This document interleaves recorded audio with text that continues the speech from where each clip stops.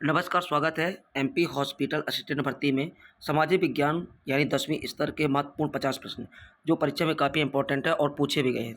आइए शुरुआत करते हैं। पहला प्रश्न है, भारतीय संविधान की प्रस्तावना में हम भारत के लोग शब्द किस सिद्धांत को व्यक्त करते हैं? उत्तर है जन संपूर्ण प्रभुत्व। ठीक है।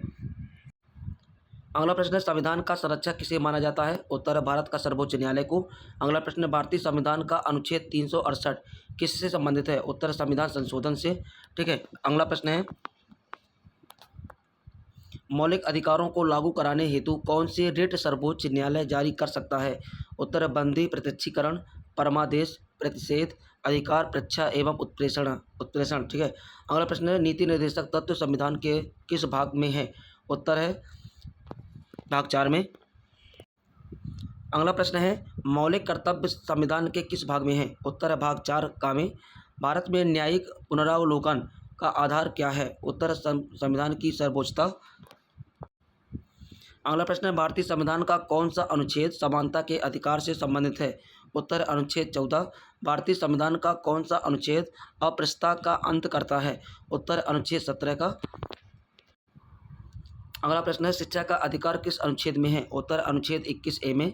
वियना कांग्रेस का मुख्य उद्देश्य क्या था? उत्तर यूरोप में शक्ति संतुलन एवं राजशाही की पुनर्स्थापना करना।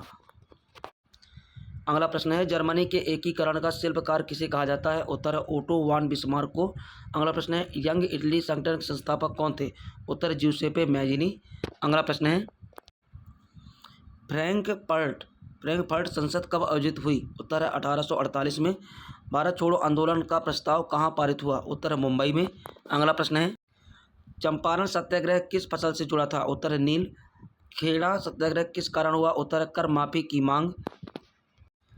अगला प्रश्न है, असहयोग आंदोलन किस घटना के बाद तेज हुआ? उत्तर है जलियांवाला बाग हत्याकांड।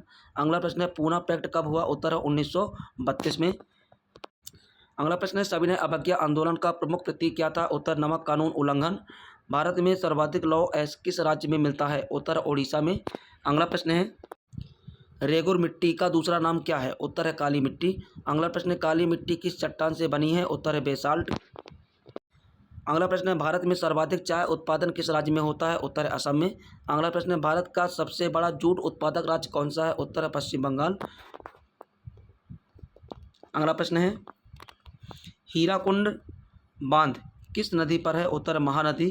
अगला प्रश्न है, भाखड़ा नांगल परियोजना किस नदी पर है? उत्तर सतलुज नदी पर। अगला प्रश्न है, भारत का सबसे बड़ा प्राकृतिक बंदरगाह कौन सा है? उत्तर है मुंबई पोर्ट। अगला प्रश्न है, भारत में सर्वाधिक वर्षा कहाँ होती है? उत्तर है मोहसिन राम।